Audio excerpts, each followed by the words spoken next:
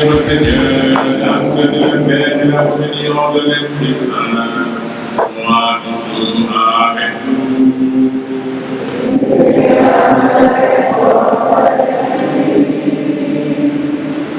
Au début de cette Eucharistie, nous reconnaissons nos pauvretés devant le Seigneur.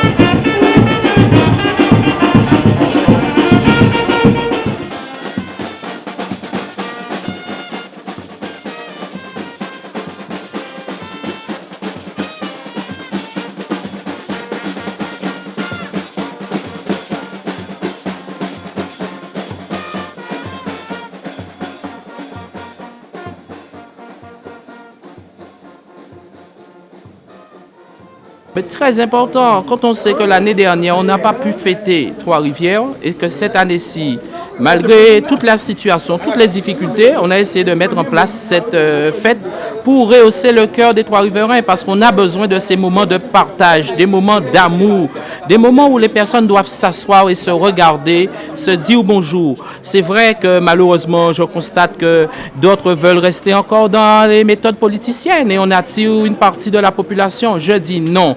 Aujourd'hui, nous sommes dans un moment d'espérance, nous sommes dans un moment où nous devons aller de l'avant et aller de l'avant, ça doit être un message de paix, de joie, d'amour. Je prône l'amour sur cette terre de Trois-Rivières et non pas la haine, et non pas la méchanceté, et non pas le dénigrement, et non pas les calomnies. Ça, on n'en veut plus sur Trois-Rivières. Aujourd'hui, cette terre de Trois-Rivières, cette jeunesse, elle a besoin d'avancer.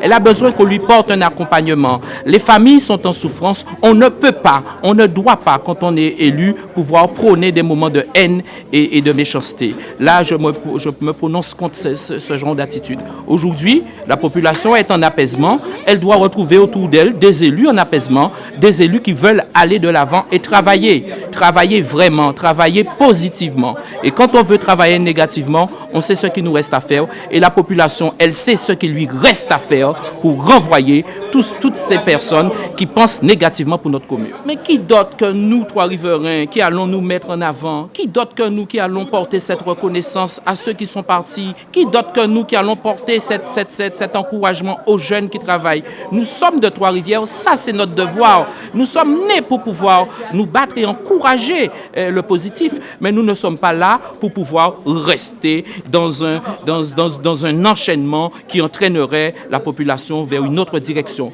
Je prône cette positivité, je prône à ce que chaque Trois-Riverain se ressaisisse, puisse retrousser ses manches et puisse travailler, puisse œuvrer pour que Trois-Rivières demain retrouve la paix, retrouve la joie, retrouve l'amour et laissons la haine à ceux qui sont trop faibles pour aimer. Vous voyez comment les familles se battent. Des gens qui ne travaillent pas, des gens qui n'ont pas de situation. Alors quand elles ont un petit moment d'apaisement, de fête en famille, elles doivent pouvoir le savourer.